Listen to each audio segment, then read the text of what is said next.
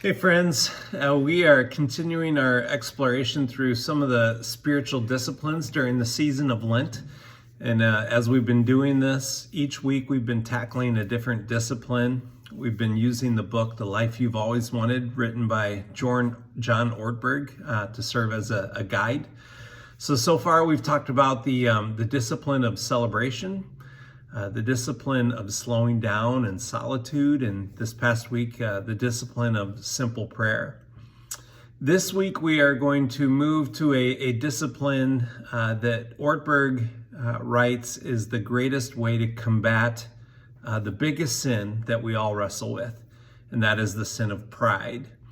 The spiritual discipline is the discipline of service. So before I talk about service, I just want to share some of the things that Ortberg wrote about pride. He calls pride the oldest sin in the book.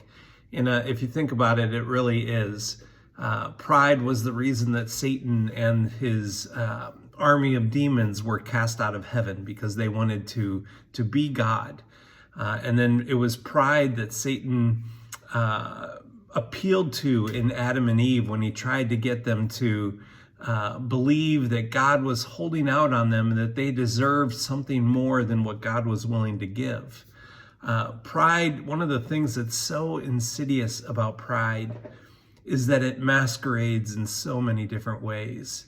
Like, it presents itself in so many different ways. And so we're liable to say, oh, I don't struggle with that. I'm not a person who struggles with pride.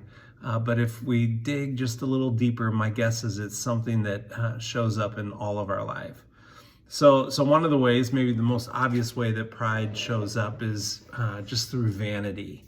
Vanity is being kind of obsessed with our own self-image, our own appearance, what other people think about us. I love the song, you're so vain, you probably think this song is about you. You're so vain, you probably think this devotion is about you. So vanity is something that on some level I think we all struggle with. It shows up as defensiveness. Like, nothing is ever my fault. It's always somebody else's fault. We rationalize our behavior. We get defensive. It shows up as like having this eagle eye when it comes to seeing the plank in somebody else's life, but totally oblivious to the speck in our own eye, in our own life. Pride is constantly comparing yourself in whatever setting you are to the other people that are there, and comparing yourself either above them or even when you compare themselves above you, it's still, there's pride in there that is causing that comparison. Probably one of the most troubling symptoms of pride is that pride is really a preoccupation and a obsession with self. And so when we are operating in pride, it prevents us from truly being with other people, being fully present, and it keeps us from loving them, genuinely loving them, because there's always something going in the back of our mind about what do I look like, and what am I going to get out of this, and so pride gets in the way of the thing that God commanded us to do, to love people. So the antidote to pride, the opposite of pride, is humility. And sometimes we are mistaken about what humility is. Ortberg wrote something that I had never considered before. He said that God is the most humble being to have ever lived. God is the most humble person that there is. And I would have never said that or thought that. But when you think about it, if humility is being fully present, like kind of a healthy self-forgetfulness, being fully present to somebody else, available to them, loving them genuinely, then of course God is the most humble person to have ever lived. And we see that in Philippians 2, where Jesus came and though he was created, though he is God, he didn't consider equality with God something to be grasped, but he made himself nothing. He took on the nature of a servant. And Jesus said, I came not to be served, but to serve. And so God is humble. God is a servant. And so we are called to be no less humble and no less of a servant. So humility is not thinking less about yourself, it's thinking about yourself less. It's not about beating yourself up. It's not about, dwelling on your insignificance or your incompetence. It's having a healthy understanding of who you are and this healthy self-forgetfulness. Humility is a decision to let God be God. Like, there is a God and I'm not him, and you're not him. And so one of the things humility does is it accepts limitations. Like, I don't have the answer for everything. I can't figure everything out. I can't be Superman. You can't be Superman or Wonder Woman. Humility is being able to recognize, like Paul, that when you step into the room, you might be the biggest sinner in the room. Paul considered himself the greatest of all sinners. And I don't think that was him just like blowing smoke. Like, it's a healthy understanding of just how entrenched sin is in our own lives. So service is the greatest path towards humility. And he says, especially hidden service. Like, in our flesh, we don't want to serve. We really don't want to serve if we're not going to get any recognition for it. If it's just something that we're doing behind the scenes quietly, there's something in our flesh that wants everyone to know, this is what I'm doing. Let me at least get a few pats on the back. So our discipline that we're going to take on this week is service.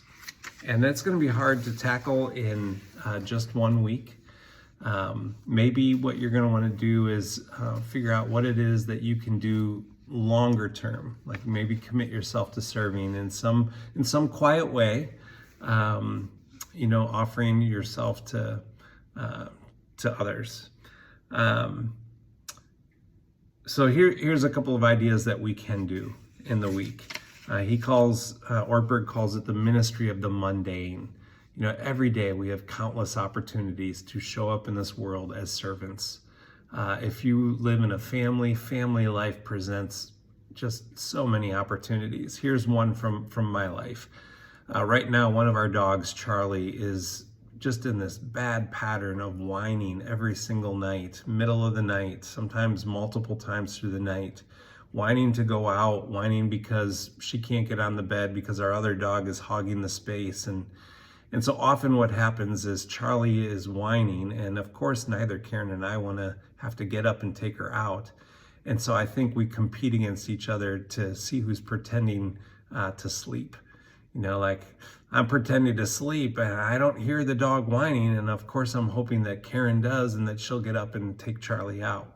So one of the quiet ways that I can serve is, to get up, take Charlie out, and then not let Karen know in the morning, yeah, I got up 2 times to take out the dog.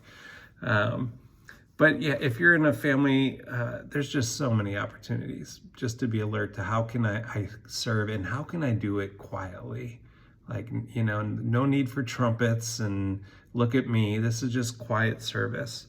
Another way that we can serve this week is through interruption, through allowing ourselves to be interrupted. Proud people don't let themselves be interrupted. Their agenda's too important, their time's too important. There's probably going to be an opportunity for you this week where you have a plan, an agenda, you're going one direction, something happens, and it's an opportunity for you to serve somebody, to genuinely love somebody. I already mentioned embracing your limitations. That's one of the ways we grow in humility is beginning to recognize, yeah, I'm not God, and there's things I have to say no to and things that I can't do. And then Ortberg said this, that we also, we serve one another when we bear with one another and when we bear with one another's burdens. So what often happens in a group setting, people get together and there's the whole quiet comparison game going on. He said, the disciples, they did life together, and inevitably a dispute broke out about which one of them was the greatest. Well, we are emotionally intelligent enough not to have arguments about who's the greatest, but that's often going on behind the surface. So instead, he says, bear with one another, bear one another's burdens. Instead of comparing yourself to one another, instead of constantly evaluating everyone in the group, consider how you might love them, how you might serve them, how you might even learn from them. You know, I know from where I sit here in the church, I'm aware of so many people quietly serving in so many different ways, and I'm so grateful. And then I'm also aware that there's a lot that I don't know that goes on, that people are serving quietly, and they've been doing it for years without little recognition, and they continue to do that, and I'm so grateful. Service is good for our soul. So blessings to you as you take on this discipline this week.